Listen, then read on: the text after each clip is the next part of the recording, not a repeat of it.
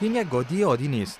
اکثر این نوع گودی ها را در انگلستان برای عروسی های خیلی مجلل به کرایه میگیرند، ولی این بار به خاطر عروسی شاهزاده ویلیام و خانم کیت میدلتون، یکی از هتل های خیلی مجلل لندن، به افتخار از این روز خجسته بسته را در نظر گرفتند که یک جفت عروسی شده میتواند در بدل 3000 پوند یک شب را در این هتل مانند شاهزاده و شاهبانو سپری کنند و این گودی برای گشتزنی در داخل شهر برایشان در نظر گرفته شده است. در کنار این هتل ها کار رستوران ها نیز خیلی پر رونق به نظر میخورد. ما در سنترال لندن اینمو رستوران ماست. از خاطر عروسی ویلیام کت بیزنس بسیار خوب شده. شنیدیم قریب 2 میلیون نپوس آمده از بیرون از یوکی. از اون خاطر بیزنس ما بسیار خوب شده. ولی گفتم میتوانید که این عروسی چه مقدار مخارج را با خود دارد و از کدام مرجع تمویل می شود؟ این مطلب در تمام نشریات انگلستان به یک موضوع سوال برانگیز مبدل شده. خواستم از آقای محب مدثر، خبرنگار و تحلیلگر اقتصادی، چیزی بشنوم. ازدواج سلطنتی در کل پرهزینه می باشه و ازدواج شاهزاده ویلیام و کیت میدلتون هم از این استثنا نیست.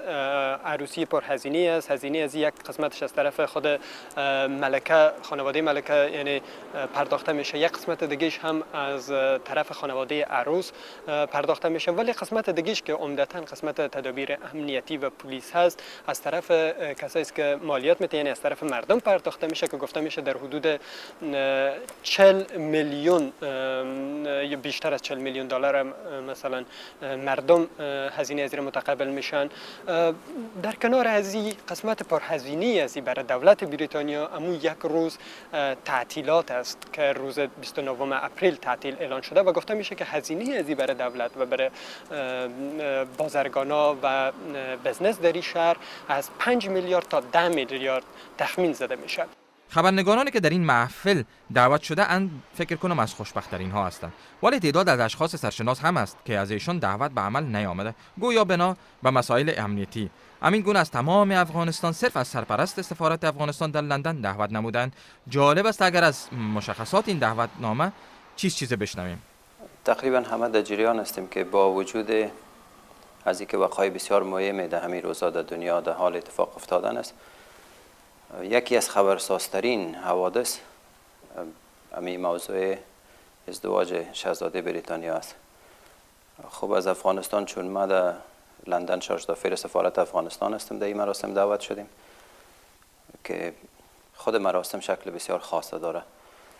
کارتای دعوت که فرستاده شده کارتای نیست که ایره بخواین که همراه خود انتقال بتند اونجا مهمانا.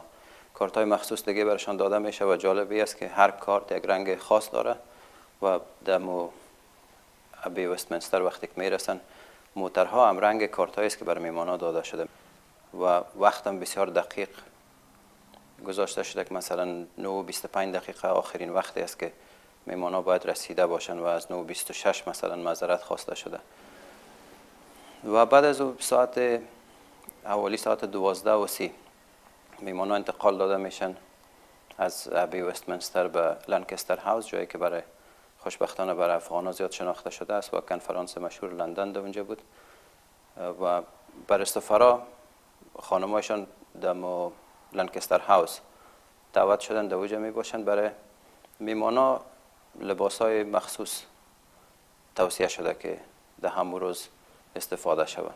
خلاصه باید گفت مردم انگلستان با آمدن خانم کیت میدلتون خیلی خوشحالند و قدم این شعبانو را قدم نیک میشمارند. جواد منصور، پوپال، تلویزیون آشنا، صدای امریکا، لندن.